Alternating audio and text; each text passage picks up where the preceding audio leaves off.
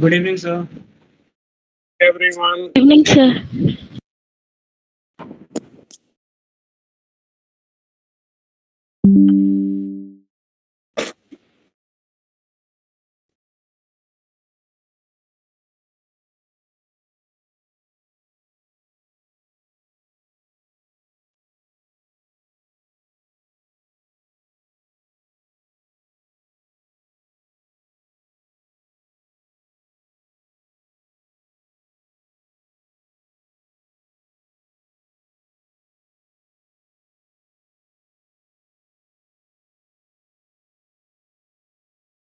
Last class में क्या क्या डिस्कस करे गए हैं भाई?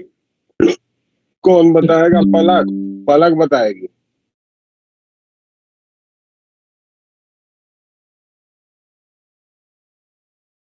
पलक यस सर। तो बता, क्वेश्चंस किए थे लास्ट टाइम तो। क्या क्या किया गया था?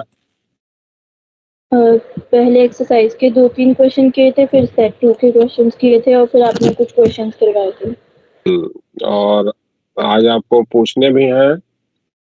Yes sir. आज इस चैप्टर का समापन कर दिया जाए ना? आप यस अगर सर। अगर आपकी क्वेरीज अगर हो Yes, sir. जाती हैं कंप्लीट तो ठीक है, अगर नहीं फिनिश हो पाती हैं तो फिर कल का भी एक दिन रहेगा, फिर उसके बाद उसको फाइनल कर दिया जाए।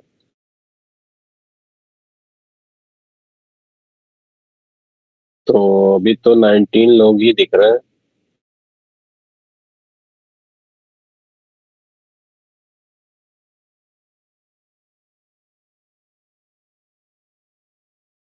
प्रॉब्लम्स आप लोगों ने कर लिए?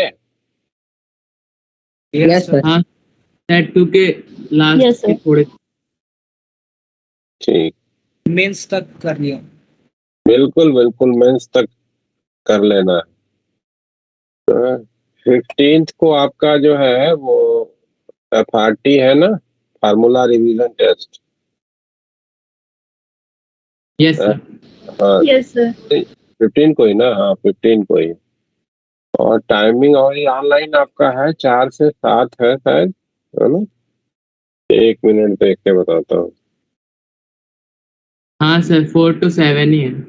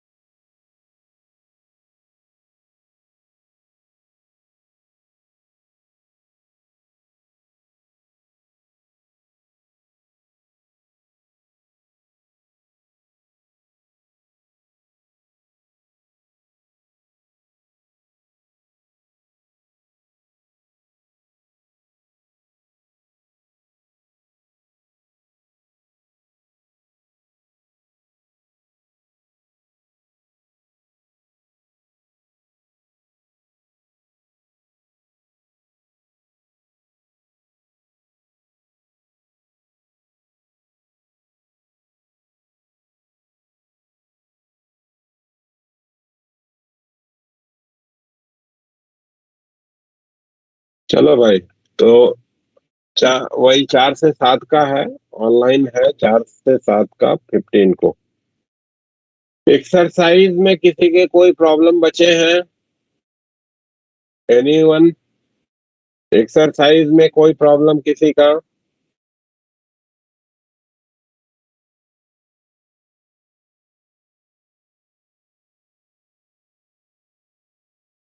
असाइनमेंट, असाइनमेंट 1 में किसी का कोई प्रॉब्लम? Yes, sir. हाँ, असाइनमेंट 1, असाइनमेंट 1 में ओपन कर लीजिए सभी लोग।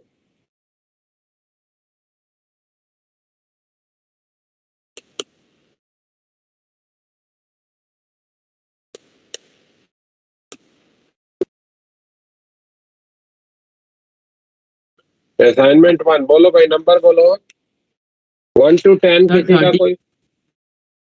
1 to 10, 11 to 20, 11 to 20, 13. 13, Sir, 14. 14. For a uniform electric field E naught I cap, if the electric potential at x equals to 0 is 0, then the value of electric potential at x is.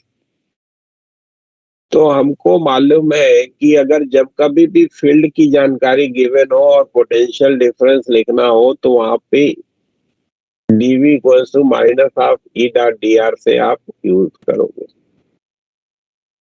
है ना। ई के बारे में information given है कि it is E not I cap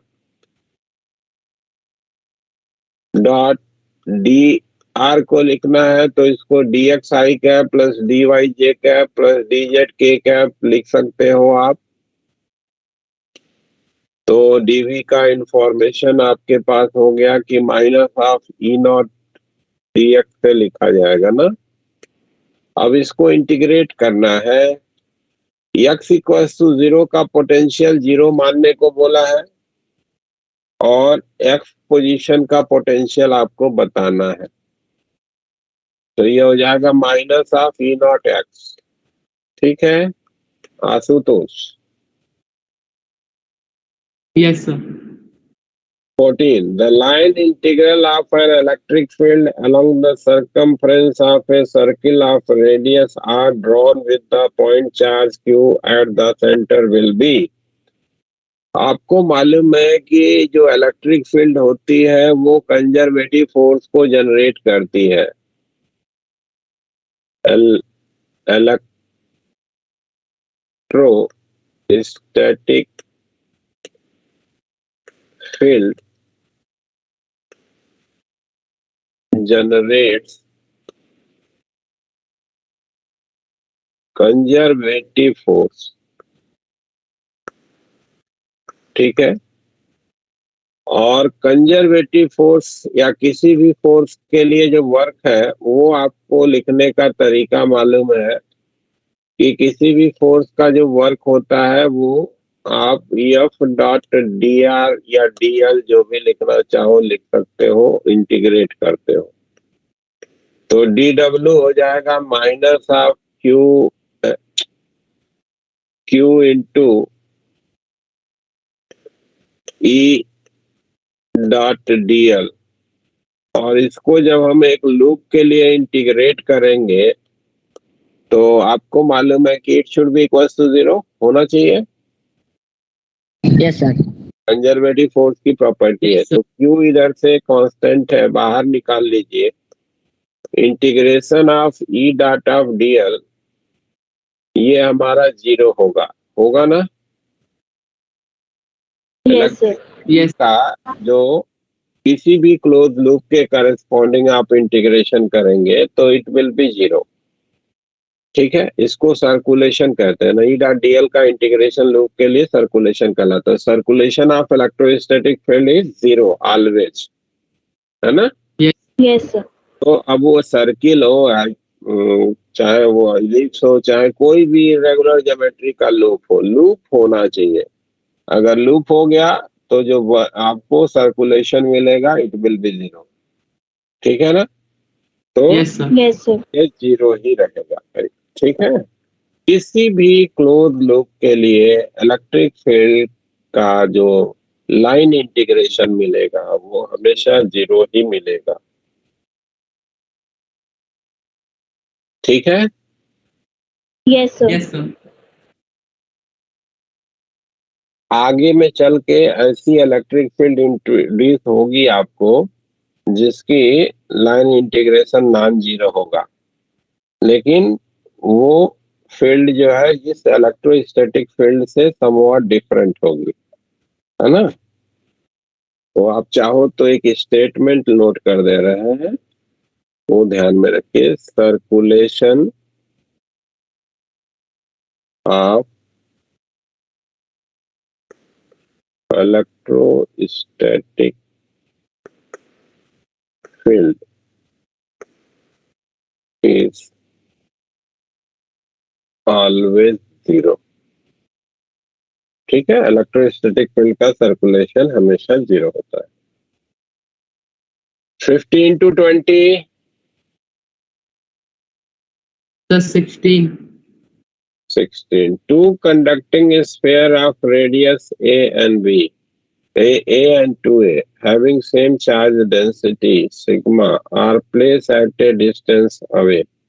When they are connected by a conducting wire, then due to the charge redistribution, their potential changes. Find the common potential of each sphere.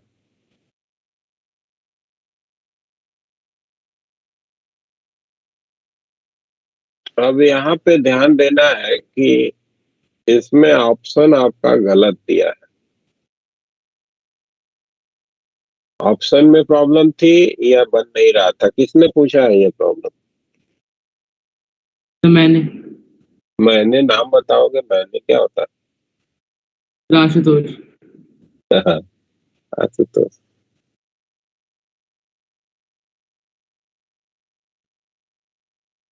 तो इसमें बन नहीं रहा था या option नहीं match? अच्छा चलो ठीक है। एक स्फीयर है, इसको सरफेस चार्ज डेंसिटी सिग्मा की दी गई, तो इस पे चार्ज कितना होगा भाई?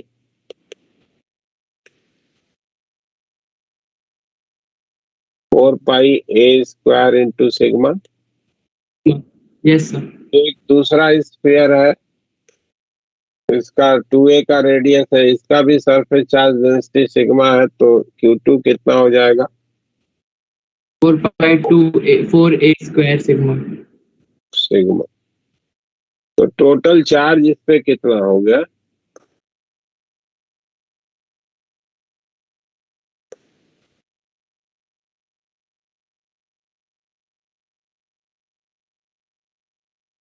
Q1 प्लस Q2 हो जाएगा। तो ये हो गया 16 और 4 20, 20 पाई ए स्क्वायर एफ सिग्मा। ये हो गया इसका। Yes sir. अब क्या कहा जा रहा है कि दोनों को एक वायर से जोड़ दे रहा है। तो जब दोनों को आप वायर से जोड़ दोगे तो आपको मालूम है कि दोनों एक ही कंडक्टर के पार्ट हो जाएंगे, दोनों के पोटेंशियल जो होंगे वो सेम हो जाएंगे, है ना। दोनों के जो पोटेंशियल होंगे वो सेम हो जाएंगे, और यही चार्ज जो 20 पाई ए स्क्वायर सिग्मा का है वो इन दोनों पे इस तरीके से बटेगा कि दोनों का पोटेंशियल जो है वो सेम हो जाए। अब इसको दोनों को अगर हम स्फेरिकल कंडक्टर की, स्फेरिकल कैपेसिटर की तरीके से देखना चाहें तो आपको बताया गया है कि किसी भी आइसोलेटेड स्फीयर को आप एक स्फेरिकल कैपेसिटर मान सकते हैं जिसकी दूसरी वाली प्लेट इनफाइनाइट रेडियस की होती है ना। हाँ सर। तो एक ये स्फेरिकल कैपेसिटर हो गया, एक ये हो गया। दोनों की अंदर वाली प्लेट तो एक साथ जोड़ दी गई, तो इन दोनों का पोटेंशियल सेम रहेगा, और दोनों की जो दूसरी वाली प्लेट है वो इनफाइनाइट रेडियस की है, तो दोनों के पोटेंशियल उनका भी सेम है, जीरो का, है ना। यानी कि दोनों कैपेसिटर का जो पोटेंशियल डिफरेंस है वो सेम है, तो इन दोनों को आपस में किस तरीके से कनेक्टेड की तरीके से देखेंगे?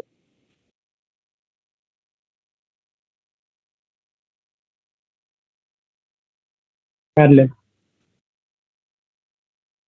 तो इनका इक्विवेलेंट कैपेसिटेंस जो होगा वो 4 pi epsilon not a plus 4 pi epsilon not be, दोनों का ये इक्विवेलेंट कैपेसिटेंस पैरेलल में जोड़ दिया तो क्या हो गया? Yes. 4 pi epsilon not a plus b का हो गया, यानी कि अपने प्रॉब्लम के लिए हो गया 4 पाई एप्सिलॉन नॉट 3a, है ना? बी की जगह पे 2a लिख दिया,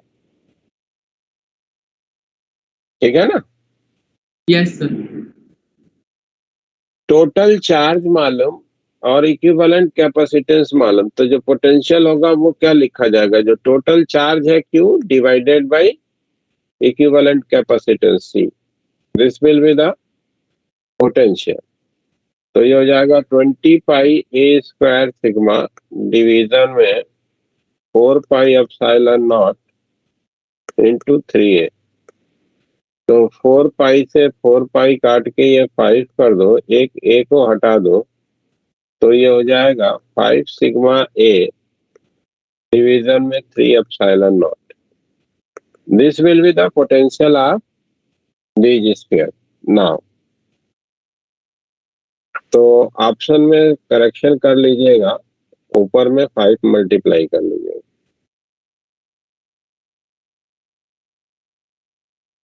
यस सर।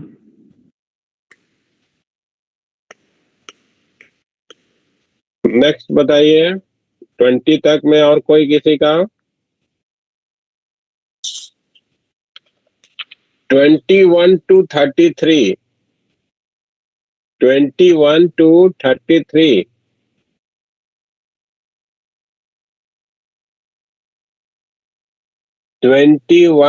33, किसी का कोई प्रॉब्लम?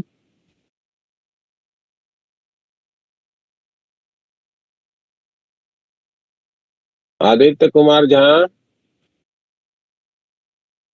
करे हैं? हर्षपुरिया,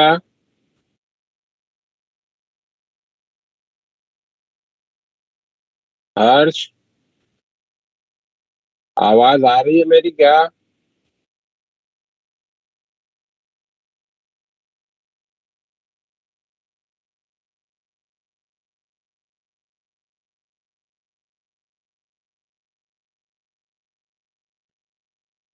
पलक करी है? Yes sir. बन गया सब? सर ये कोई 18 दीजिए। है? सर 18 क्वेश्चन नंबर बता दीजिए। 18 इसी का? हाँ जी sir. Okay. In the network, 4 capacitors C1, C2, C3 and C4 are connected as shown in the figure. Calculate the net capacitance of the circuit.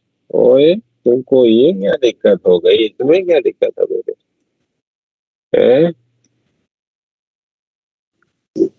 Sir ये आप कौन से क्वेश्चन करवा रहे हैं? टारगेट के करा रहे हैं? सेट सर वन ये वाला तो सर ये मिस क्वेश्चन हो गया, मिसमैच हो गया सर। तो तू कौन सा क्वेश्चन कह रही है? किसका 18 कह रही है? टारगेट का ही कह रही है ना? सर मैं एनसीईआरटी का कह रही हूँ। ओहो, सर मैंने टारगेट कर चुकी, पूछ लिया आपसे टारगेट का। टारगेट कर लिया पूरा? हाँ जी sir. Very good.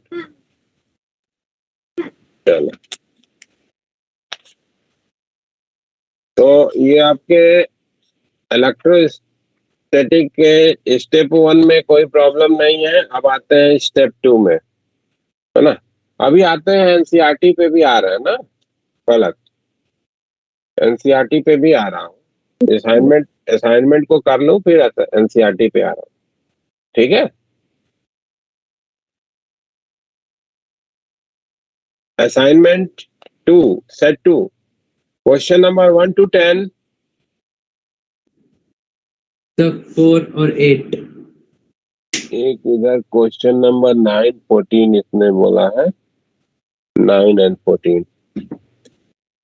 4, question number 4, The electric field in a region is given by this where SI unit the potential difference। और सेम तरीके के प्रॉब्लम में तुमको दिक्कत हो रही है ना। E को लिखने का इंफॉर्मेशन दिया गया कि that is 2y³ j cap,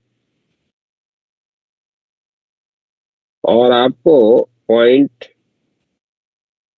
A जो कि मेंशन है 1,2 और पॉइंट B जो कि मेंशन है 3,4, इसमें BA माइनस BB आपको बताना है।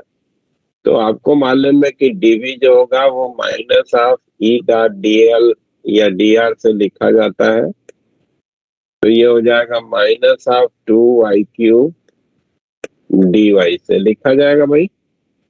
dxi dy Yes, sir. के लिख देंगे, केवल y वाला ही मल्टीप्लाइड होगा, j का साथ है ये मल्टीप्लाइड है इसलिए। अब इसको इंटीग्रेट कर देंगे, पॉइंट A से B के लिए इंटीग्रेट कर रहे हैं। तो VA A पॉइंट का y कोऑर्डिनेट क्या है 2 है, तो 2 हो गया लोअर लिमिट। B पॉइंट इसका पोटेंशियल VB और इसका y कोऑर्डिनेट क्या है 4 है, तो 2 से 4 y की लिमिट, VA से VB पोटेंशियल की लिमिट। तो VB माइनस का VA ये तुम्हारा क्या हो गया माइनस का 2, ये तो कांस्टेंट है बाहर हो गया। y³ मतलब y पे पावर 4/4। लिमिट तुम्हारी कहां से कहां तक 2 से 4 की ना, तो ये हो जाएगी माइनस का 2 इंटू 4 पे पावर 4 माइनस 2 पे पावर 4 डिवाइडेड बाई 4। ठीक है, तो VA माइनस का VB की बात पूछी गई है, तो ये हो जाएगा 2 और ये हो जाएगा 4 4 16 64 और 64 में से ये 4 गया तो 60, तो 120 मिल जाएगा। ठीक है, Yes, sir. 4 के बाद कौन सा बोल रहा था 8. 8। In a parallel plate capacitor, the distance between the plate is 10 centimeter and the two dielectric slabs of thickness 5 centimeter each and dielectric constant 2 and 4 respectively are inserted between the plate. A potential difference of 50 volt is applied across the capacitor as shown. The value of the net bound surface charge density at the interface of the two dielectric is। अच्छा, अगर कोई एक capacitor हो भाई जिसको charge आपने Q का दिया, माइनस का क्यू दूसरे पे चार्ज है, बीच में अगर आप एक डाइलेक्ट्रिक फिल करते हो तो आपको मालूम है कि इस पे पोलराइजेशन के कारण माइनस का चार्ज आता है और इस पे पोलराइजेशन के कारण पॉजिटिव का चार्ज आता है। अगर इसका डाइलेक्ट्रिक कांस्टेंट के हो तो charge due to the polarisation को लिखने का फॉर्मूला है Q1 माइनस का 1/Q। This is the charge due to the polarisation जो कैपेसिटर के प्लेट पे आता है। ये चीज को ध्यान में लेते हुए आपको ये वर्किंग करनी है। ठीक है ना, तो पहले तो लिख लिया जाए कि इन दोनों का इक्विवेलेंट कैपेसिटेंस क्या है। तो ये हमारा कैपेसिटर के बीच में दो डाइलेक्ट्रिक भर दिया गया, एक का डाइलेक्ट्रिक कांस्टेंट 2 का है, दूसरे का 4 है, और दोनों के बीच का जो गैप है वो d/2 का।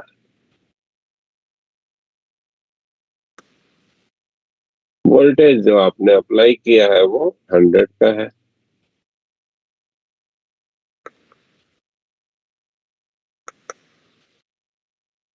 तो इनके कैपेसिटेंसेस के बारे में इंफॉर्मेशन हमको लिखनी है।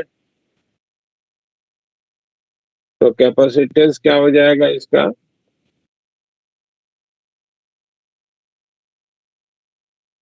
इसका कैपेसिटेंस अगर लिखोगे तो इसका फॉर्मूला डायरेक्ट बताया वही यूज कर लीजिए, A epsilon not divided by D, यानी कि d/2 into 2 plus d/2 into 4 लिखा जाएगा हाँ कैपेसिटेंस। सर. तो 4 दूना 8, 8 का एलसीएम किया तो 8 ए epsilon not divided by 3d, ये इसका कैपेसिटेंस हो गया, जहाँ पे डी दोनों के प्लेट के बीच का सेपरेशन हो गया। तो इस पे चार्ज कितना आएगा भाई, वो अगर लिखना है तो वो हो जाएगा 8 ए epsilon not divided by 3d multiplied by v, जो पोटेंशियल डिफरेंस आपने अप्लाई किया है, ये चार्ज हो गया। अब देखिए इस पे तो प्लस का क्यू चार्ज आया, इस पे पोलराइजेशन के कारण जो है वो माइनस का क्यू P1 आएगा, यहाँ पे प्लस का क्यू P1 आएगा और यहाँ पे माइनस का क्यू P2 आएगा, है ना।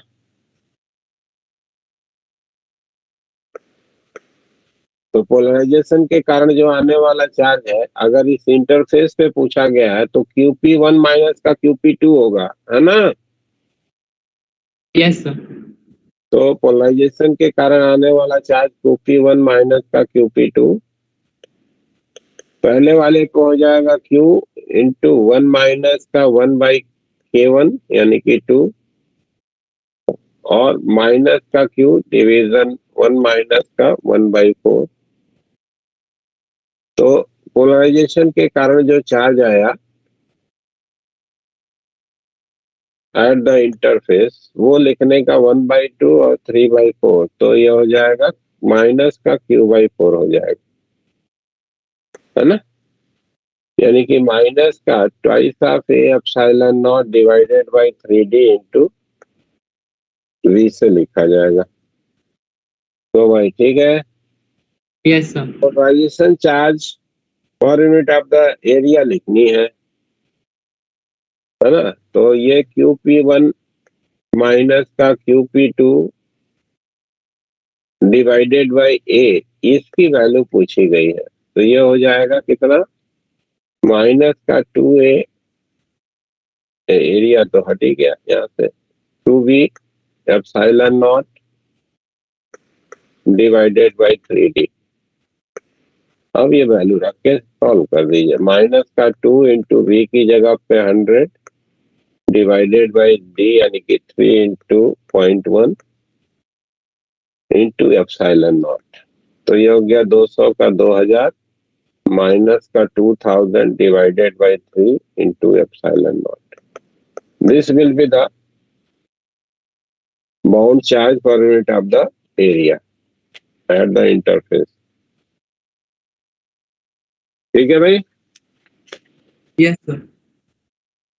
क्वेश्चन नंबर 9 भी किसी ने पूछ रखा है, उधर दिख रहा था। तो a uniform electric field of 200 volt per meter is directed at 45 degree x axis, p और q पॉइंट मेंशन किए गए हैं।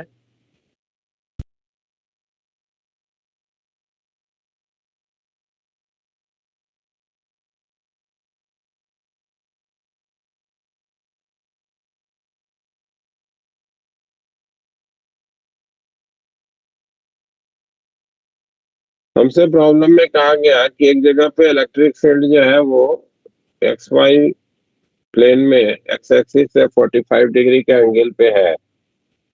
तो इस फील्ड का जो एक्स कंपोनेंट होगा वो आपको मालूम है, आसानी से आप लिख सकते हो कितना भाई, 200 cos 45 से, यानी कि 200/√2 से लिखा जाएगा। और इसका जो y कंपोनेंट होगा वो भी आप लिख सकते हो 200 sin 45 से, यानी कि y कंपोनेंट भी 200/√2 होगा। ठीक है ना। तो इलेक्ट्रिक फील्ड का जो वेक्टर रिप्रेजेंटेशन आपको पास बना वो हो गया 200/√2 i cap plus 200/√2 j cap.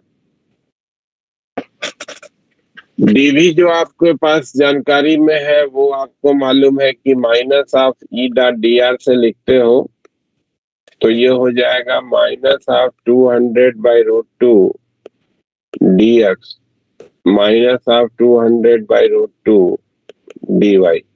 लिख सकोगे। अब इसी को इंटीग्रेट करना है किस दो पॉइंट पे, पॉइंट ए पी और क्यू। पॉइंट पी का जो एक्स कोऑर्डिनेट है, एक्स कोऑर्डिनेट पॉइंट पी का जो है वो 1 है और इसका 0 है क्यू का। पॉइंट पी का जो एक्स कोऑर्डिनेट है वो 0 है और वाई कोऑर्डिनेट जो क्यू पॉइंट का है वो 2 है। तो ये हमारा इंटीग्रेशन की लिमिट बन गई।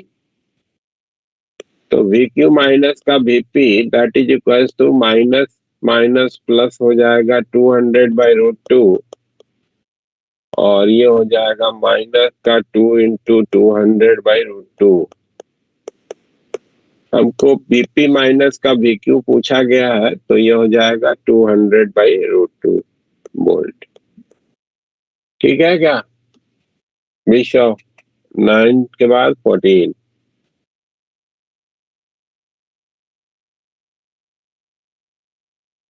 से पहले किसी का है कोई?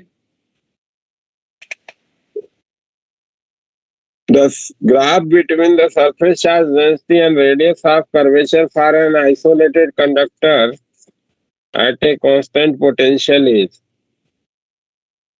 तो आपके पास जानकारी क्या है कि कोई भी आइसोलेटेड अगर कंडक्टर है तो और उसका पोटेंशियल जो है हर जगह का सेम ही रहना है, तो सिग्मा इंटू आर जो रेडियस ऑफ कर्वेचर होता है उसका मल्टीप्लिकेशन कांस्टेंट होता है ना।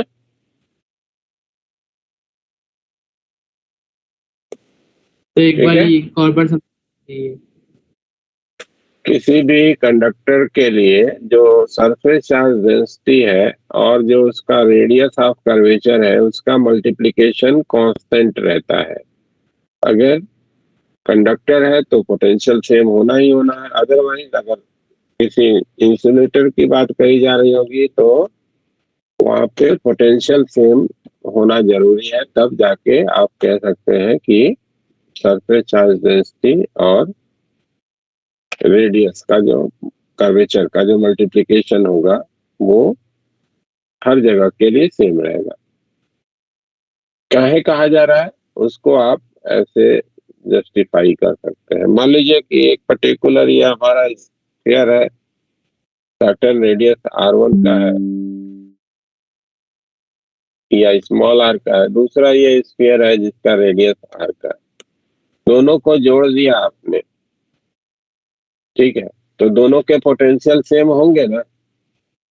अगर मान लो कि इस पे Q1 चार्ज है तो इसका पोटेंशियल आप कैसे लिखोगे? Q1 डिवीजन में 4πε0r, और इस पे चार्ज अगर Q2 है तो इसका पोटेंशियल आप कैसे लिखोगे? Q2/4πε0 capital R।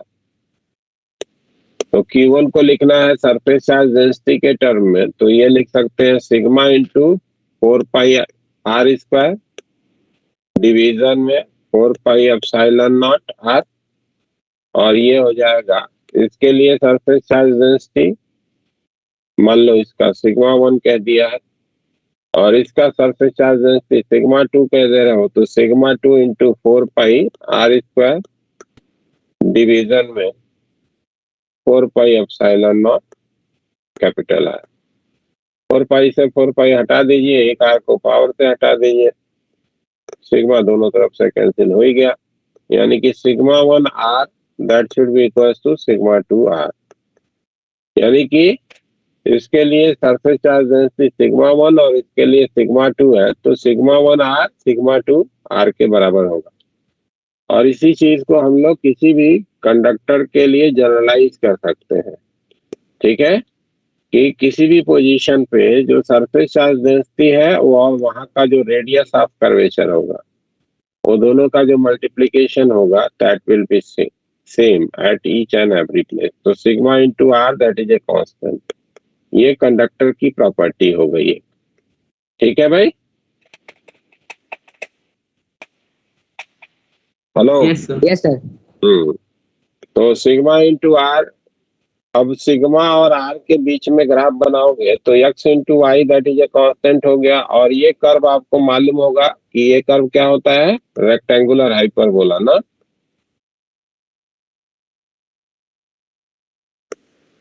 होता है ना? ये रेक्टेंगुलर हाइपरबोला का इक्वेशन है, x into y equals to constant.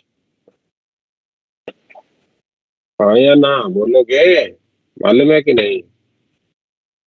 Yes coordinate geometry पढ़ चुके हो ना? Yes sir. यस तो रेक्टेंगुलर हाइपरबोला का ये इक्वेशन होता है। तो जो यस सिग्मा और आर के बीच का जो ग्राफ बनेगा वो रेक्टेंगुलर हाइपरबोला होगा।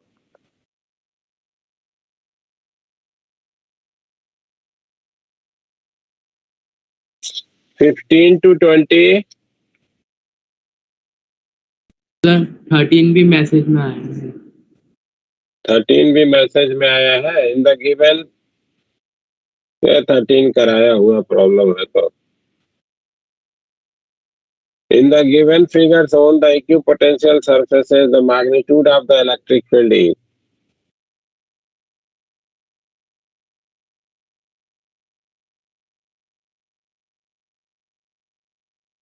ये कुछ इक्विपोटेंशियल लाइंस जो है वो इस तरीके से आपको दिखाई गई है।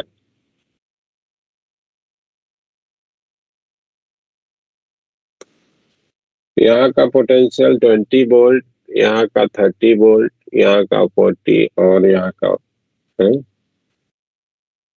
20 30 नहीं है 20 40। यहाँ का 20 वोल्ट, यहाँ का 40 वोल्ट, यहाँ का 60 और यहाँ का 80 वोल्ट आपको पोटेंशियल दिया गया। और दो कॉन्जिक्यूटिव लाइन जहाँ पे एक्स एक्सिस को कट कर रही है उनके बीच का सेपरेशन दिया गया 10 सेंटीमीटर का, और ये इंक्लिनेशन जो है 30 डिग्री का दिया गया। तो आपको एक इंफॉर्मेशन दिया गया है, उसको आप याद करो कि इलेक्ट्रिक फील्ड लाइंस हमेशा इक्विपोटेंशियल सरफेस के परपेंडिकुलर होती है और जिधर में पोटेंशियल घट रहा होता है उधर की तरफ होती है ना? Yes sir. तो ये अगर इसके परपेंडिकुलर इधर ऐसे ड्रॉन लाइन ड्रॉ करते हो तो ये तुम्हारा इलेक्ट्रिक फील्ड का जो है डायरेक्शन का रिप्रेजेंटेशन हो जाएगा। ये इलेक्ट्रिक फील्ड इसके साथ परपेंडिकुलर होगा, ये एंगल 90 का होगा। ठीक है ना? और साथ में आपको मालूम है कि जो फील्ड का किसी भी डायरेक्शन में कंपोनेंट होता है माइनस ऑफ डेवा वी डेवा आर से लिखा जाता है, या delta we upon delta R से लिखा जाएगा ऑन एन एवरेज, अगर फील्ड का रिप्रेजेंटेशन करना है तो हम क्या कर रहे हैं, इस पॉइंट से ए पॉइंट से ये बी पॉइंट को जा रहे हैं। तो अगर किसी वेक्टर के डायरेक्शन में ही उसका कंपोनेंट निकाला जाए तो वो उसका मैग्नीट्यूड हो जाता है।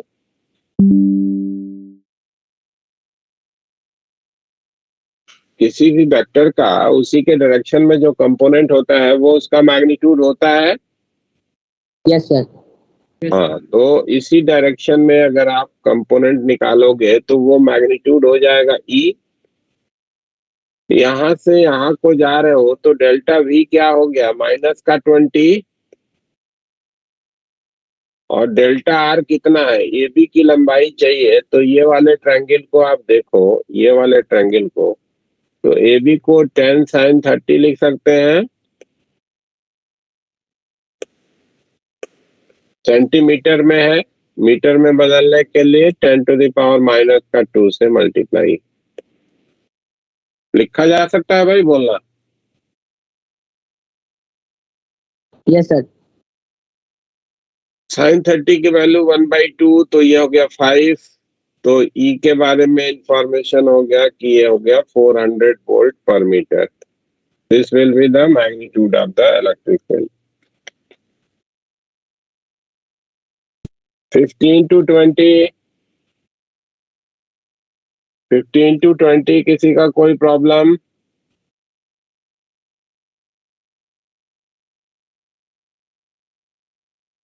ट्वेंटी 1 to 30 सर किसी का 18 है।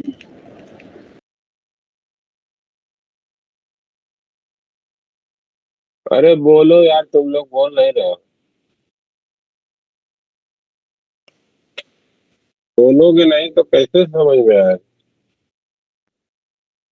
18 आया है. In the circuit shown the charge on the 6 microfarad capacitor is 10 microcoulomb. Charge on 8 microfarad capacitor is.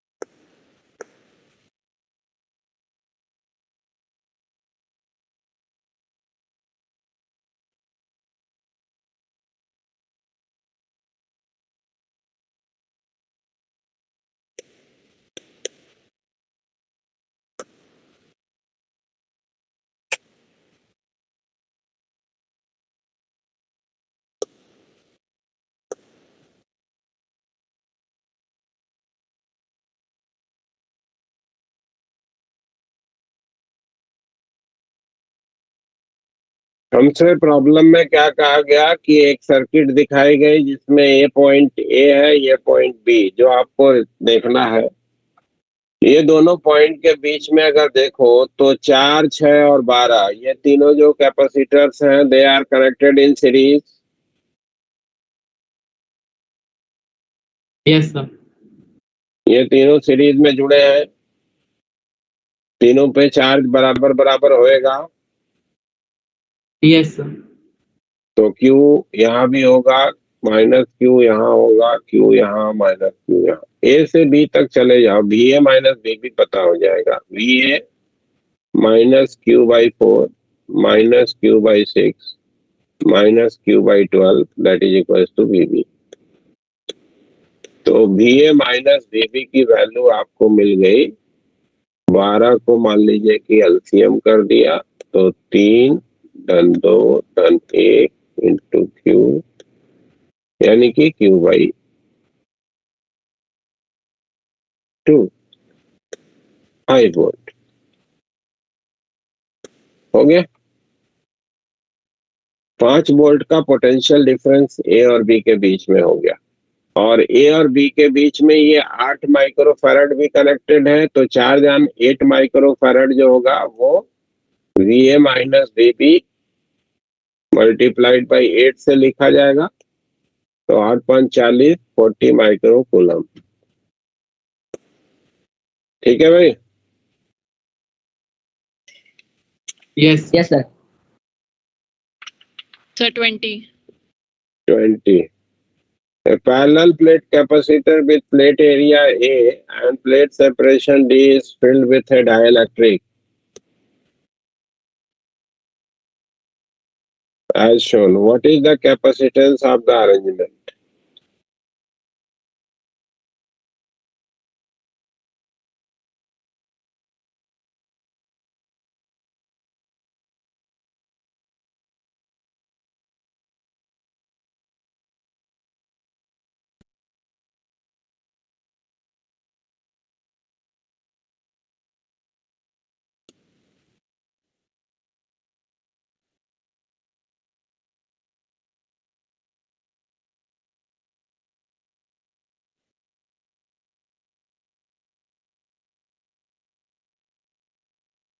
हम इस पूरे रीजन को 3 कैपेसिटर के रूप में देख रहे हैं. एक ये वाला कैपेसिटर भाई जो कि खाली है, इसका कैपेसिटेंस अगर C1 कह रहे हो तो C1 लिखा जाएगा plate area A by 2 epsilon not divided by plate के बीच का सेपरेशन D बाई 2. तो A epsilon not divided by D से लिखोगे. ये नीचे वाले पोर्शन का कैपेसिटेंस जिसको C2 से भी प्रेजेंट किए हैं तो C2 हो जाएगा A by 2 area epsilon not K divided by D by 2. तो ये हो जाएगा AK epsilon not divided by D. ये दोनों C1 और C2 को हम आपस में सीरीज में कनेक्टेड के रूप में देख सकते हैं. तो अगर C1 और C2 का इक्विवेलेंट हम C4 कहें तो C4 को लिखने का इंफॉर्मेशन क्या होगा? C1 C2 divided by C1 plus C2, तो A epsilon not divided by D into AK epsilon not divided by D whole divided by A epsilon not by D plus AK epsilon not divided by D लिखोगे? Yes, sir. AK epsilon not A epsilon not D को cancel कर देते हैं ऊपर नीचे से, तो C4 के लिए इंफॉर्मेशन हो जाएगा कि ये लिखा जाएगा AK epsilon not divided by D K plus 1, है ना भाई? और ये जो C3 ये कैपेसिटर बन रहा है ये दोनों प्लेट के बीच में, इसका कैपेसिटेंस C3 अगर लिखते हैं तो ये हो जाएगा plate area A/2 epsilon not K divided by plate के बीच का सेपरेशन D। तो C3 का इंफॉर्मेशन हो गया AK epsilon not divided bye 2D। अब आपको क्या दिख रहा है कि ये वाला दोनों के बीच का कैपेसिटेंस C4 और ये दोनों के बीच का capacitance C3, these two are connected in parallel, है ना? Yes, sir. तो इक्विवेलेंट क्या लिखोगे? C3 प्लस C4, इसका इक्विवेलेंट हो जाएगा। तो AK epsilon not divided bye 2D plus AK epsilon not divided by D K plus 1। तो AK epsilon not divided bye 2D K plus 1 को बाहर निकाल लेते हैं तो इधर में हो जाएगा K प्लस 1, इधर में हो जाएगा 2, तो K प्लस 2 K प्लस 3 आ जाएगा। तो this will be the equivalent capacitance of this assembly. ठीक है? Yes, sir. किसका प्रॉब्लम था? Sir Pranjali. Pranjali. Now 21 to 30, तो 23 और 25। 23.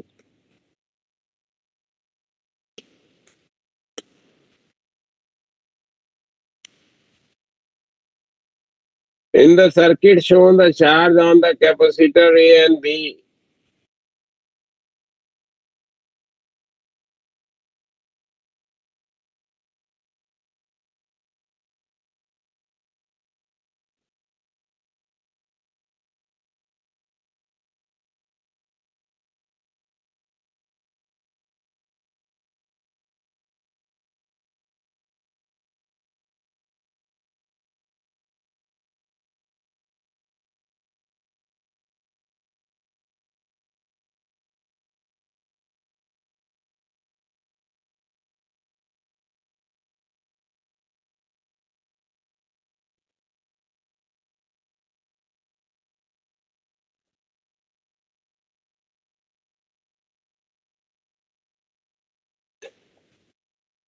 ये हमको अरेंजमेंट दिया गया और उसमें हमको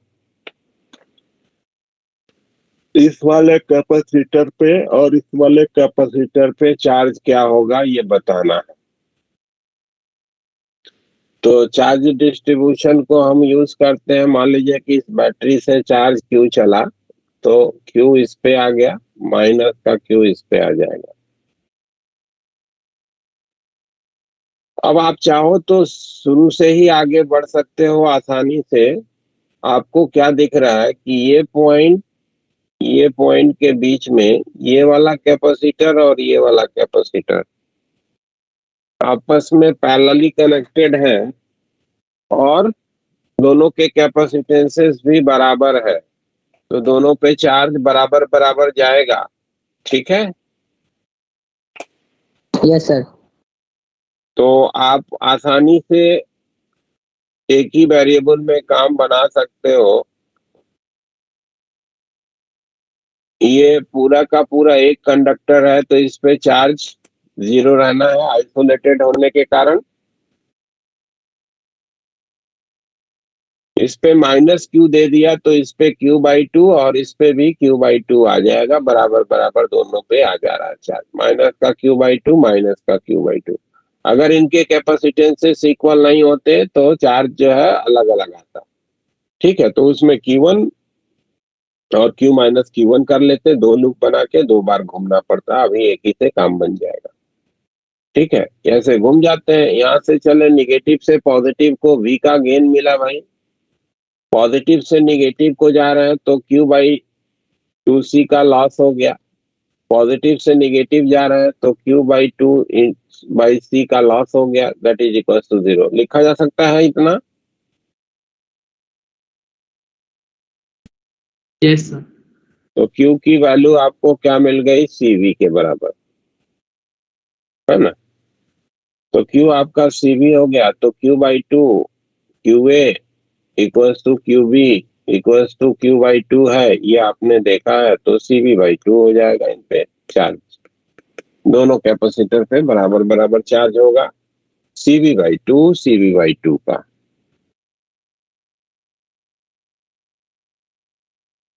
ठीक है, 24 to 30। सर हाँ जी। ऑप्शन 4 दे रखा है।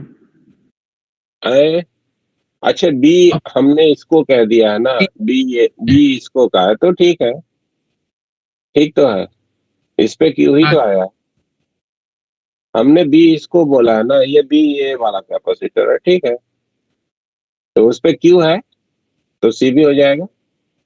ठीक है, यस उधार ले। Sir.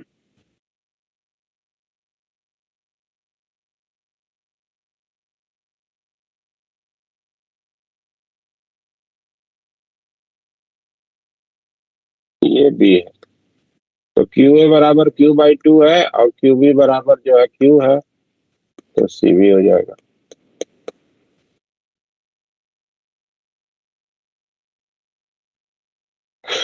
Twenty four to 30। Sir 25। 25। The equivalent capacitance of the network capacitance between A and B। Infinite ladder का केस है भाई,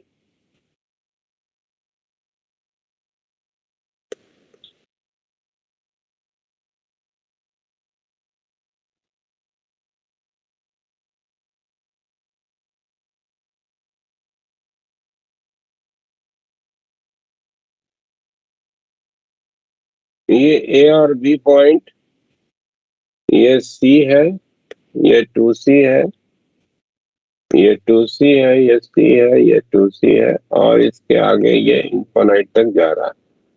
तो मान लिया कि ए बी के बीच का इक्विवेलेंट जो है वो आपका x का है, तो एक स्टेप आगे जाते हैं, ये दो पॉइंट को देखिए, डी और ई पॉइंट को, तो इसके आगे भी कैपेसिटर बिल्कुल वैसे ही जुड़े हैं जैसा ए और बी के आगे जुड़े थे, क्यों। Yes sir. तो डी और ई के बीच का इक्विवेलेंट भी जो होगा x होगा, तो आगे के सारे कैपेसिटर्स को हटा दीजिए और वहां पे x लगा दीजिए, तो ये हमारा सर्किट जो होगा वो सिंप्लीफाई होकर के ऐसा दिखाया जा सकेगा, ये A हो गया, ये B हो गया, ये 2C है, ये C है, और ये आपका x है। अब आपको क्या दिखा कि ये दोनों सीरीज में है भाई, और उसके साथ ये पैरेलल में है, तो C और x का इक्विवेलेंट हो जाएगा CX by C plus x,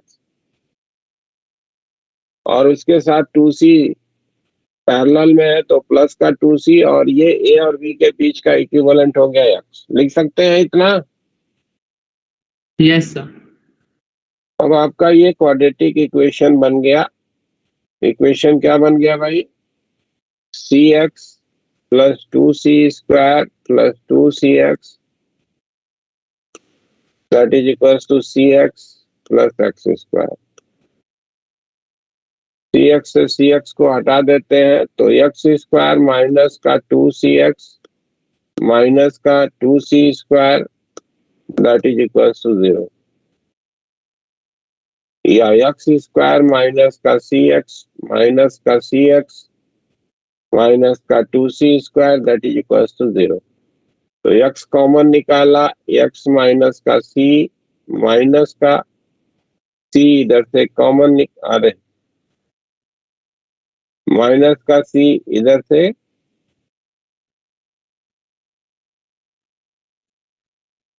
नहीं भाई नहीं नहीं नहीं नहीं, नहीं काम होगा, कहाँ साल होगा?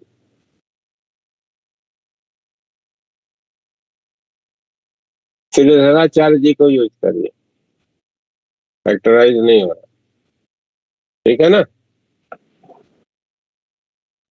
यस तो x की वैल्यू क्या होती है, माइनस ऑफ b यानी कि 2c plus minus of b square यानी कि 4c स्क्वायर माइनस का 4ac यानी कि प्लस का 4 into 2c square divided by 2a यानी कि 2, ये लिखा जाएगा।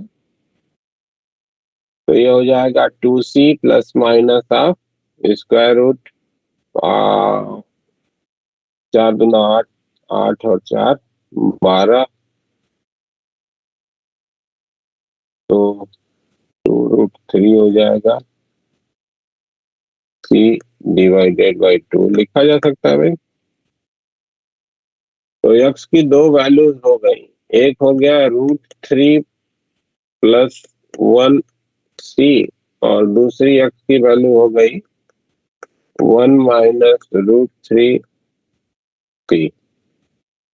निगेटिव रूट हो नहीं सकता, ये वाला ऑप्शन नहीं हो सकता, क्यों? क्योंकि capacitance always positive quantity. Answer हो गया ये, ठीक है। Yes sir. 26 to 30,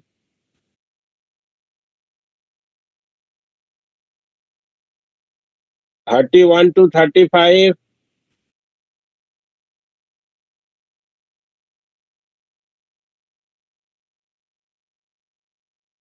33।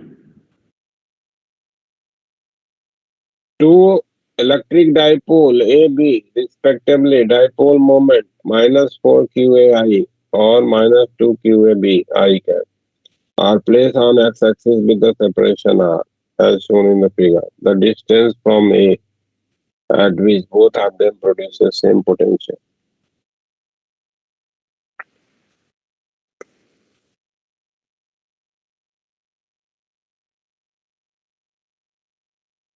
एक इलेक्ट्रिक डाइपोल है, इसका डाइपोल मोमेंट का डायरेक्शन इधर की तरफ है और इसका डाइपोल मोमेंट का मैग्नीट्यूड 4 QA के बराबर है, और दूसरा डाइपोल है, उसका डाइपोल मोमेंट का डायरेक्शन भी सेम डायरेक्शन में है, 2 QA के बराबर है। दोनों के centre to centre separation R का है। ए पॉइंट से वो डिस्टेंस बताना है जहां पर कि दोनों की वजह से पोटेंशियल बराबर है। तो किसी इलेक्ट्रिक डाइपोल के कारण पोटेंशियल को लिखने का फॉर्मूला होता है P cos थीटा डिवीजन में 4 pi epsilon nought R square पे लिखते हो भाई। This is the potential due to an electric dipole. Yes sir. अब देखो, तो एक्सियल पोजीशन पे ही हमको पोटेंशियल के सेम होने की पोजीशन मिलती हुई दिख रही है। मान लीजिए कि हम यहाँ पे देखते हैं दोनों के लेफ्ट में, तो इसके लिए P भी बड़ा है और इससे नियरर भी ये पॉइंट है, तो आपके पास जानकारी क्या होगा कि P/R स्क्वायर इन दोनों के लिए इस पॉइंट के लिए बराबर नहीं हो सकता है ना, क्योंकि P भी बड़ा है R भी छोटा है, तो रेशियो जो मिलेगा वो बड़ा ही मिलेगा इधर के पॉइंट के लिए। दोनों के बीच में जब आप जाते हो तो इसके कारण पोटेंशियल निगेटिव है, इसके कारण पॉजिटिव है, तो इक्वालिटी की कोई बात ही नहीं आती है, तो आएगा कहीं यहाँ पे पॉइंट, ठीक है। आपको यहाँ से ये डिस्टेंस बताना है कि x कितना होगा जहां पर कि दोनों की वजह से पोटेंशियल बराबर हो जाए, क्योंकि यहाँ पे इसके कारण भी पोटेंशियल निगेटिव है और इसके कारण भी निगेटिव है, तो मैग्नीट्यूड अगर बड़ा हो जाए तो इक्वल हो जाएगा ना। Yes sir. तो इक्वल कर देते हैं भाई मैग्नीट्यूड को। तो 4q है dipole moment divided by 4 pi epsilon nought x square, इसके कारण पोटेंशियल का मैग्नीट्यूड पॉजिटिव वैल्यू लिख रहे हैं, और इसके कारण जो हो गया वो 2q है डिवीजन में 4 pi epsilon nought x minus r का स्क्वायर। तो 2 इक्वल्स टू एक्स डिवीजन में एक्स माइनस आर, और ये रूट के अंदर हो जाएगा। ये एक्स की वैल्यू हो जाएगी कितना, ये √2r डिवीजन में √2 माइनस 1, तो एक्स का ये value.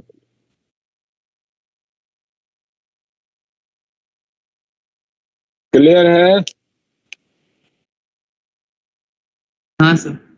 34 to 40।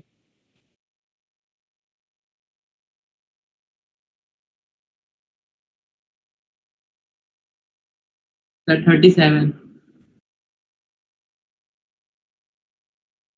37. A parallel plate capacitor having capacitance 12 picofarad is charged to a battery to a potential difference of 10 volt between its plate. The charging battery is now disconnected and a porcelain slab of dielectric constant is slipped between the plate. The work done by the capacitor on the slab. Capacitor अगर work करेगा तो उसकी energy घटेगी, तो capacitor का work अगर लिखना है तो उसकी एनर्जी कितनी घट जा रही है वो हमको लिखना है। ठीक है ना भाई? तो हमको बोला गया कि एक कैपेसिटर है जिसका कैपेसिटेंस सी का है जो कि 12 पिको फैराड है, बाद में पिको को वैल्यू रखेंगे। इसको एक बैटरी लगा के चार्ज किया हमने। मान लो कि इस पे कह दिया कि क्यू का चार्ज आ गया, V के पोटेंशियल डिफरेंस तक इसको चार्ज किया, V की वैल्यू 10 वोल्ट दिया गया। तो इस पे एनर्जी कितनी स्टोर होगी, हाफ CV² से लिखा जाएगा, और इस पे चार्ज कितना होगा भाई, तो C/V के बराबर। अब क्या कहा कि अब ये बैटरी हटा दिया। अब बैटरी हटा दोगे तो जो charge at the plate of the capacitor होगा दैट विल बी फिक्स्ड, और बीच में एक डाइलेक्ट्रिक को इंसर्ट करा दिया गया जिसका डाइलेक्ट्रिक कांस्टेंट K का है 6.5 का है। तो अब जो एनर्जी स्टोर होगी, अब बैटरी हटा दिया तो चार्ज फिक्स हो गया, और इसका नया कैपेसिटेंस कितना हो गया, Kc के बराबर। हाँ सर। तो नई एनर्जी स्टोर Q² डिवीजन में ट्वाइस ऑफ Kc से लिखा जाएगा नया कैपेसिटेंस। तो फाइनल एनर्जी जो स्टोर हुआ वो इक्वल हो गया, Q की जगह पे Cv रख दिया तो ये मिल गया Cv² डिवीजन में 2K, ये फाइनल एनर्जी स्टोर हो गया। तो वर्क डन बाय कैपेसिटर ये इक्वल होगा इसकी एनर्जी में कमी, तो इनिशियल में से फाइनल को घटा दो, तो हाफ CV² माइनस का हाफ CV² का K टाइम्स। तो हाफ CV² कॉमन निकाल के 1 माइनस का K कर दो। अब इसमें वैल्यू रख के कैलकुलेट कर लेना भाई, 1/2 × 12 और V की जगह पे 10 का स्क्वायर, और ये हो गया 5.5 डिवीजन में 6.5।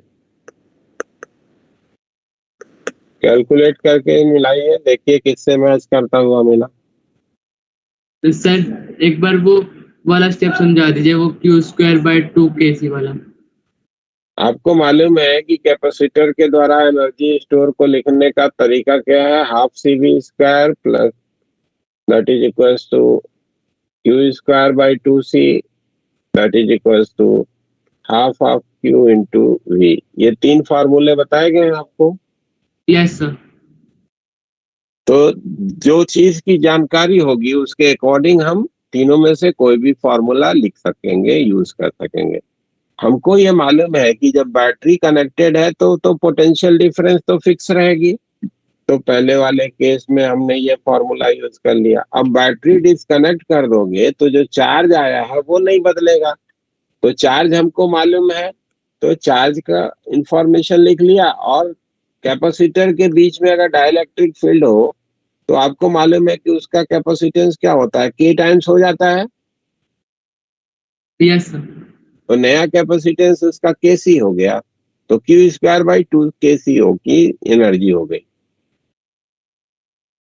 ठीक है, चार्ज मालूम है, कैपेसिटेंस मालूम है, तो एनर्जी लिख सकते हैं ना। Yes sir. तो वही क्यू स्क्वायर बाई 2c की जगह पे केसी हो गया, क्योंकि नया कैपेसिटेंस उसका केसी का है डाइलेक्ट्रिक इंसर्ट करने के बाद। Yes sir. क्लियर?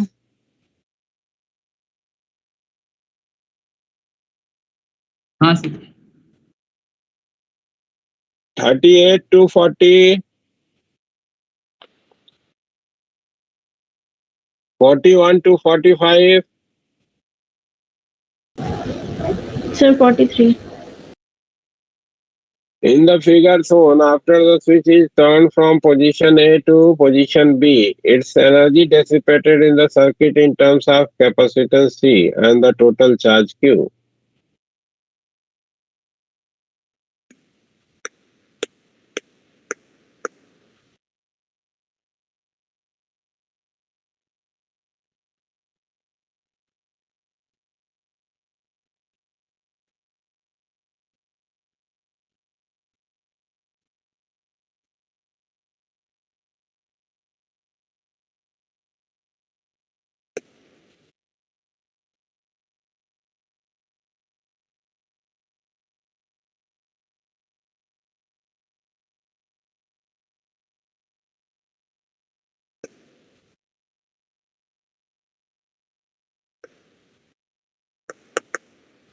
हमसे प्रॉब्लम में कहा गया कि ये कैपेसिटर है जिसके अक्रॉस एक बैटरी जोड़ दिया गया और इसको चार्ज किया जा रहा है। जब स्विच इस पे होगा तो बैटरी सर्किट का पार्ट होगा, ये चार्ज हो रहा है। इस पे चार्ज क्यू का है।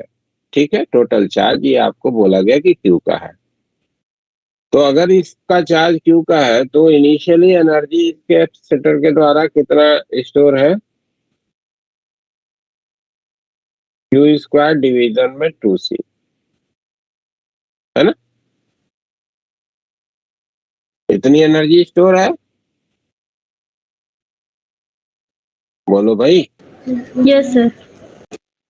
अब क्या कहा गया कि ये जो स्विच है इस स्विच को यहां से हटा करके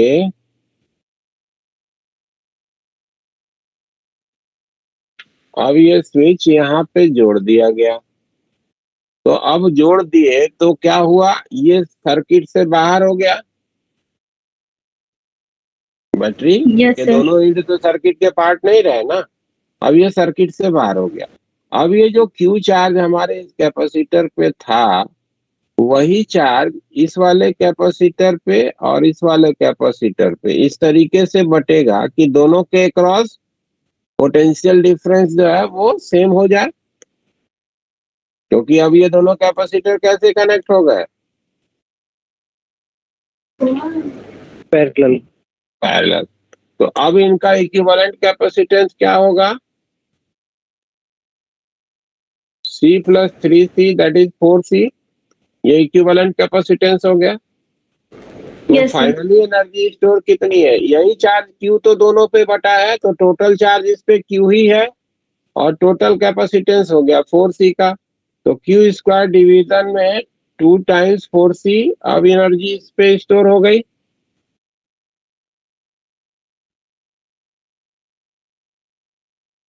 अब एनर्जी जो स्टोर हुई है वो Q स्क्वायर बाई 8C की हो गई। ठीक है ना। Yes, sir. Yes sir. तो कितने का लॉस हुआ, इनिशियल में से ये फाइनल को घटा दो तो लॉस जो कि हीट के रूप में कन्वर्टेड होगा q square divided by 2c minus का क्यू स्क्वायर अपन 8c।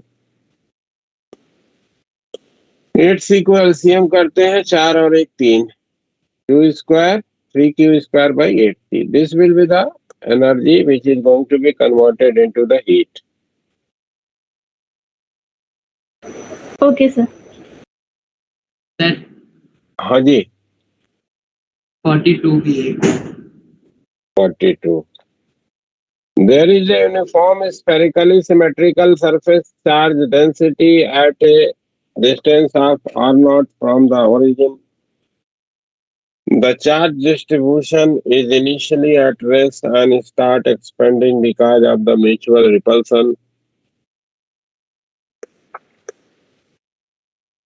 The figure represents the base, the speed of the distribution and the function of instantaneous radius. तो मान लिया तूने कि ये जो स्फेरिकल डिस्ट्रीब्यूशन था उस पे चार्ज क्यू का है, आर नॉट इसका इनिशियल रेडियस है। अब ये आपको मालूम है कि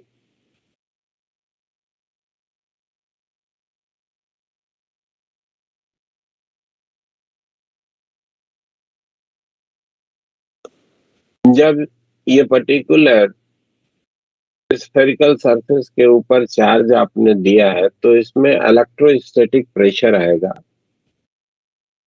मान लीजिए किसी समय पे इसका रेडियस आर का हो गया और सरफेस चार्ज डेंसिटी सिग्मा का है एट दैट इंस्टेंट, तो इलेक्ट्रोस्टैटिक प्रेशर ये आपको मालूम है sigma square upon 2 epsilon not से आप लिखते हैं, है ना भाई? Yes sir. Yes sir. तो उसके इन्फ्लुएंस में जो इसमें इधर से ऐसे फोर्स लग रहा होगा उस प्रेशर के इन्फ्लुएंस में, है ना, उसके कारण ये हमारा जो सरफेस है वो बाहर की तरफ जो है वो एक्सपेंड कर रहा है।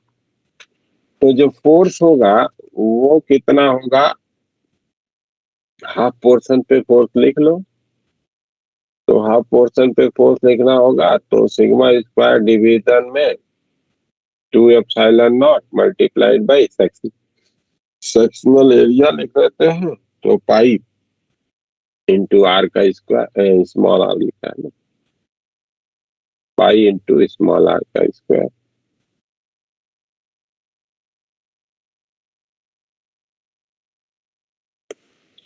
लिखा जाए। अब ये जो सरफेस चार्ज डेंसिटी है वो अगर आप लिखना चाहोगे तो वो लिखा जाएगा क्यू डिवीजन में 4 पाई आर स्क्वायर पे, वो आप इधर में रख दो तो जो एक्सेलरेशन मिलेगा वो हो जाएगा क्यू डिवीजन में 4 पाई आर स्क्वायर का whole square into pi r square divided by 2 epsilon nought multiplied by mass. हमको ये देखा कि जो ये एक्सेलरेशन है वो एक कांस्टेंट हम लिख दे रहे हैं ए डिवाइडेड बाई आर स्क्वायर से लिखा जाएगा, है ना, क्योंकि क्यू 4 पाई एप्सिलॉन नॉट ये सब कांस्टेंट है, लिख सकते हैं।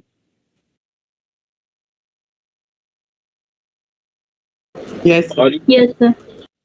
dt से लिखा जाता है भाई, dv dt क्या होगा, dv dr dr dt लिख सकते हैं। dr dt v है तो v dv that is equals to a by r square into dr, ऐसे हम लिख सकते हैं, लिखा जा सकता है ना।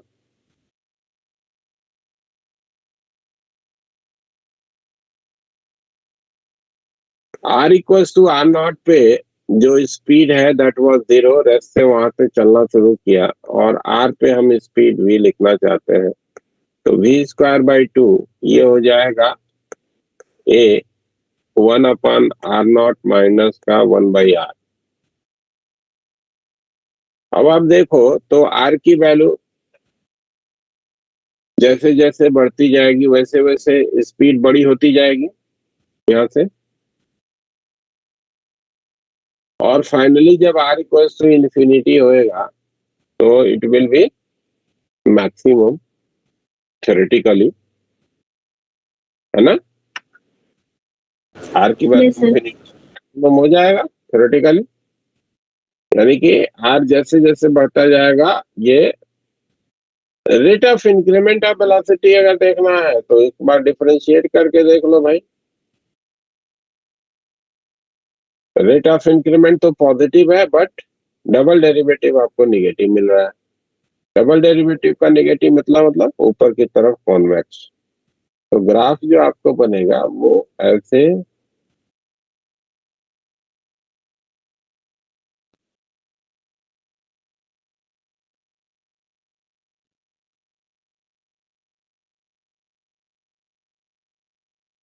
वी कार के साथ ग्राफ कुछ इस तरीके का बन जाएगा।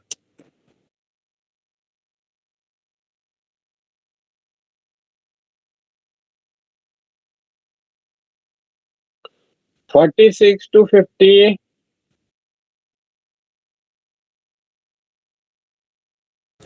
तो 49 9. A parallel plate capacitor has 1 microfarad capacitance. One of its two plate is given 2 microcoulomb charge and the other 4 microcoulomb charge. The potential difference developed across the capacitor. तो आपको बताया तो गया है कि जब भी कोई कैपेसिटर की दोनों प्लेट को अलग अलग चार्ज दिया जाए तो सबसे पहला काम आपको क्या करना है, दोनों के इनर सरफेस पे चार्ज कितना आ रहा है वो आपको कैलकुलेट करना है। ठीक है, इनर सरफेस पे चार्ज आपको मिल गया तो charge on the inner surface divided by capacitance, वो पोटेंशियल डिफरेंस हो जाएगा। और अगर फील्ड बतानी होगी तो इनर सरफेस पे charge divided by epsilon not से लिखा जाएगा। ठीक है, तो इस पे आपने चार्ज दिया है 2q का और इस पे आपने चार्ज दिया है q का, जहां पे q की वैल्यू 2 माइक्रो कूलम है और कैपेसिटेंस इसका कितना है 1 माइक्रो फैराड का। तो मान लिया आपने इस पे से कह दिया कि Q1 यहाँ आ गया भाई, तो Q1 यहाँ आ गया तो इस पे कितना हो जाएगा 2q माइनस का Q1 हो जाएगा, तो माइनस का Q1 यहाँ हो जाएगा, तो इस पे चार्ज कितना हो जाएगा Q1 प्लस का Q होगा। हाँ sir. Yes, sir. Facing surface पे इक्वल एंड अपोजिट और बाहर वाले सरफेस पे बराबर होता है चार्ज, तो बराबर कर देते हैं।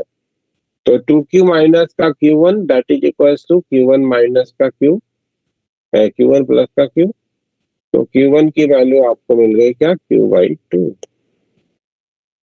तो पोटेंशियल डिफरेंस क्या हो जाएगा Q/2C। तो 1 वोल्ट का पोटेंशियल डिफरेंस हो गया। Yes sir.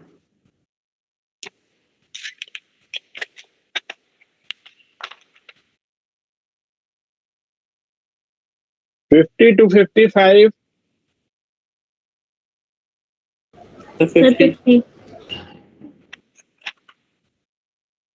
a positive point charge is released from rest at a distance r0 from a point positive line charge with the uniform density. The speed of the point charge from the line charge is proportional to।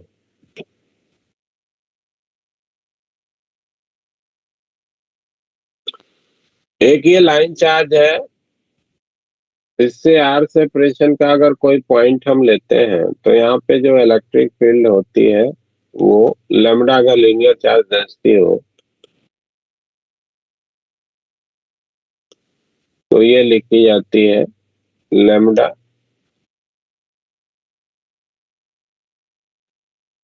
Division में 2 pi epsilon nought are, है ना। तो अगर हमको force on the charge लिखना होगा तो वो लिखा जाएगा लैम्डा डिवीजन में 2 pi epsilon nought r into. तो इसका एक्सेलरेशन अगर चार्ज का लिखना होगा तो वो लिखा जाएगा कितना, लैम्डा क्यू डिवीजन में 2 pi epsilon nought r into m. और ये आपको मालूम है कि डीवी डीटी से लिखा जाता है, और डीवी डीटी आपको मालूम है कि क्या लिख सकते हैं, dv d r into d r d t लिख सकते हैं ना। बोलो भाई। Yes. अच्छा, पोटेंशियल डिफरेंस से भी आप सीधे सीधे लिख सकते हो। पोटेंशियल डिफरेंस का अगर फॉर्मूला आपको याद होगा तो वहां से भी लिख सकते हो ना। Loss in potential energy, gain in kinetic energy, 2 point के बीच का पोटेंशियल डिफरेंस को लिखने का इंफॉर्मेशन यूज करके हम इंटीग्रेट करके लिख रहे हैं। तो v dv that is equals to lambda q division में 2 pi epsilon nought m r into d r. Integrate कर दो, r equals to r nought पे वेलोसिटी को 0 कहा है और आर पे वेलोसिटी v है, तो v स्क्वायर बाई 2 ये तुम्हारा हो गया lambda q upon 2 pi epsilon nought m, और ये हो जाएगा l n r by r nought ना।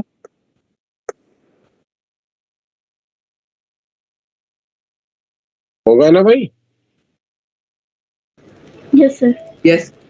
ये प्रोपोर्शनल किसके हो गया, square root of l n r by r nought. तो v will be proportional to square root of ln r by r naught।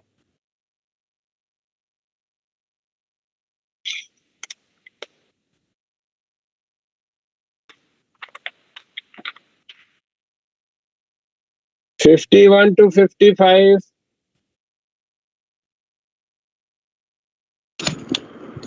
Sir question number 60 में doubt था। अभी पहुंचा 56 to 60।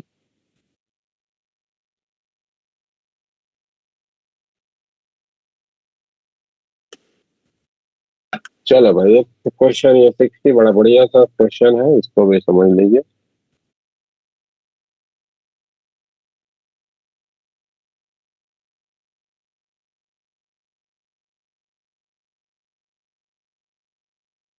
ये कैपेसिटर की 2 प्लेटें हैं, दोनों प्लेट के बीच का जो डिस्टेंस है वो d का दिया गया है, और इसकी प्लेट एरिया a की है, और बीच में डाइलेक्ट्रिक भरा गया है। बट ये डाइलेक्ट्रिक ऐसा है कि इसका डाइलेक्ट्रिक कांस्टेंट जो है वो बदलता जा रहा है। इस प्लेट से अगर x डिस्टेंस पे आप जा रहे हैं तो वहां का जो डाइलेक्ट्रिक कांस्टेंट है वो k 1 प्लस अल्फा x से लिखा जा रहा है। तो आपको बताना है कि इसका कैपेसिटेंस क्या होगा, जबकि दिया गया है कि alpha into d is very very less as comparison to 1। तो अब चूंकि इसका डाइलेक्ट्रिक कांस्टेंट वेरिएबल है, तो हम लोग क्या कर रहे हैं कि इसमें एक एलिमेंटल स्ट्रिप लेते हैं, और उस एलिमेंटल स्ट्रिप के लिए इसका कैपेसिटेंस लिखते हैं। यहाँ से x डिस्टेंस पे dx बिट का ऐसे एलिमेंट लिया, और इसको एक कैपेसिटर के रूप में हम देख रहे हैं ना। ये एक कैपेसिटर हो गया जो कि डाइलेक्ट्रिक से फिल्ड है, जिसका डाइलेक्ट्रिक कांस्टेंट इतना है।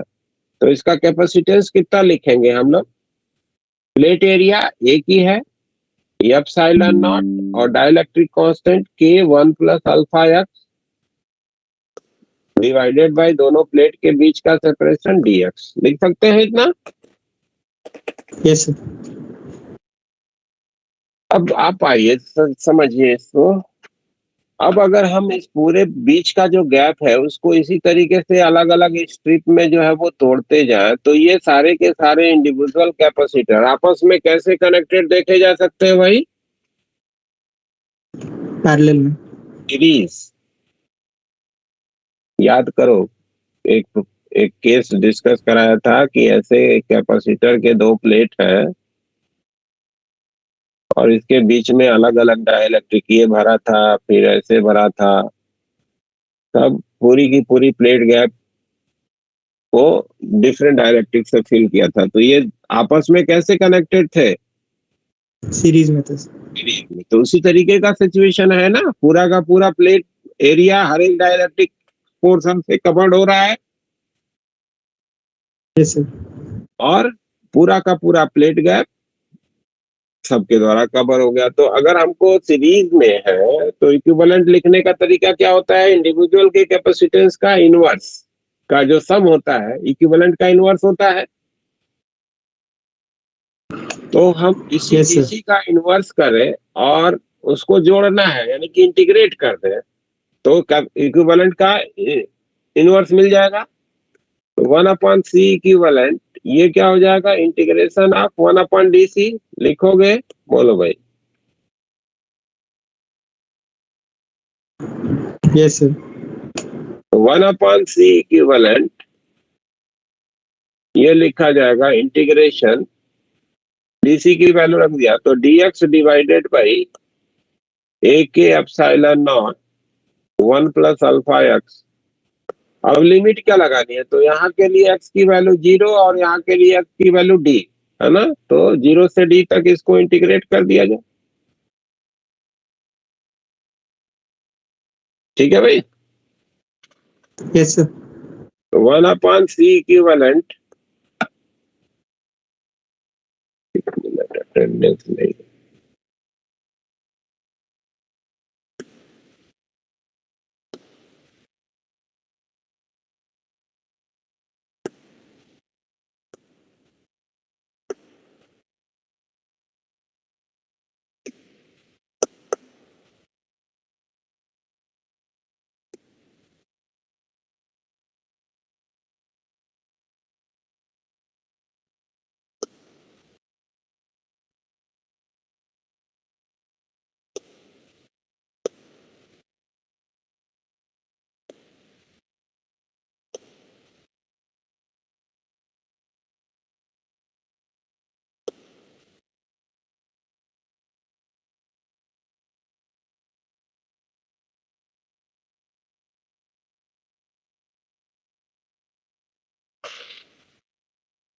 हाँ, तो 1/c इक्विवेलेंट ये तो कांस्टेंट है, बाहर हो गया। 1/a एप्सिलॉन नॉट के ये बाहर निकल गया और इसका इंटीग्रेशन क्या लिख सकते हैं?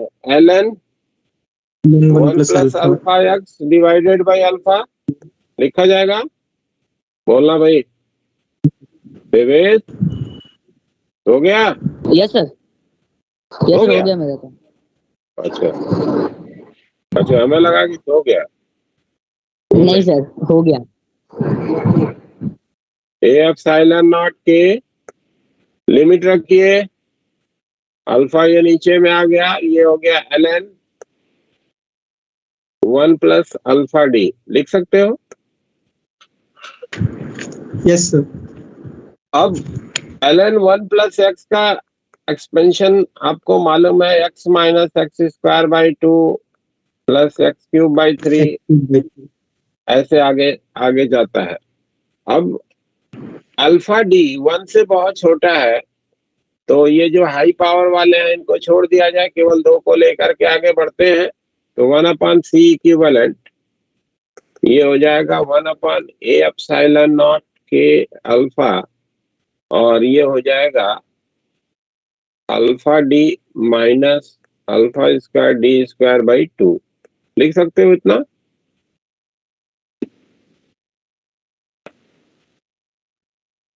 बोलना भाई। ठीक है। Yes sir. तो C इक्विवेलेंट अब उल्टा कर लेते हैं। C इक्विवेलेंट हमारा क्या हो जाएगा? a एप्सिलॉन नॉट के divided by D, alpha D दोनों में से कॉमन निकाल लिया, 1 माइनस का अल्फा डी बाई 2। आइए देखते हैं कि ऐसा ऑप्शन दिया है कि बदला हुआ रूप में दिया है, न्यूमरेटर में सब जा रहा। तो अब इसको ऊपर ले जाते हैं, बाइनोमियल एक्सपेंशन करते हैं और एक टर्म लेकर के बाकी छोड़ देते हैं। क्यों? क्योंकि अल्फा डी तो हमारा बहुत छोटा है ही 1 के कंपैरिजन में। तो ये हो जाएगा ए एप्सिलॉन नॉट के डिवाइडेड बाई डी, और ये हो जाएगा 1 प्लस अल्फा डी बाई 2, है ना? लिख सकते हो इतना? Yes sir. तो ये इसका कैपेसिटेंस हो गया। क्लियर है?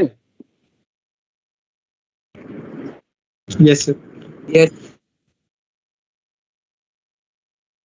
किसी को कोई डाउट? No sir. हमको लगता है कि आज के लिए हो गया क्या काम भर का? Yes sir. चलो, तो नेक्स्ट क्लास में इसके आगे का और फिर एनसीईआरटी को फिनिश करेंगे। Yes sir. Yes sir. Palak, तू कौन सा कह रही थी? कौन सा क्वेश्चन? सर वो मैंने कह रही थी एनसीईआरटी का वो दीक्षा कह रही थी शायद। अच्छा, दीक्षा गई, दिख नहीं रही है, चली गई।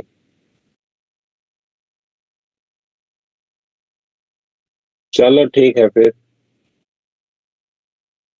Yes sir. नेक्स्ट क्लास में इसके आगे का पूरा फिनिश करिए और एनसीईआरटी को खत्म करा जाए तो फिर नया चैप्टर शुरू करेंगे ना। Yes sir. Yes sir. प्रयास करिएगा आप लोग एफआरटी में अच्छा से अच्छा करने का।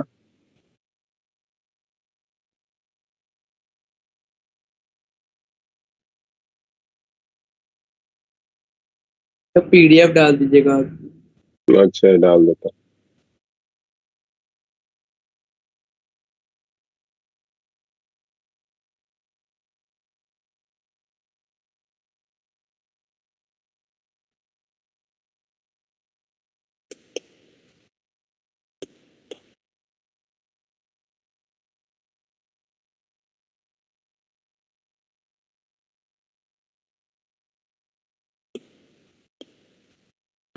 Thank you sir. Okay thank you sir. Okay thank you sir. Okay, good night, Thank you, sir. Good night everyone, Good night, sir. Good night everyone.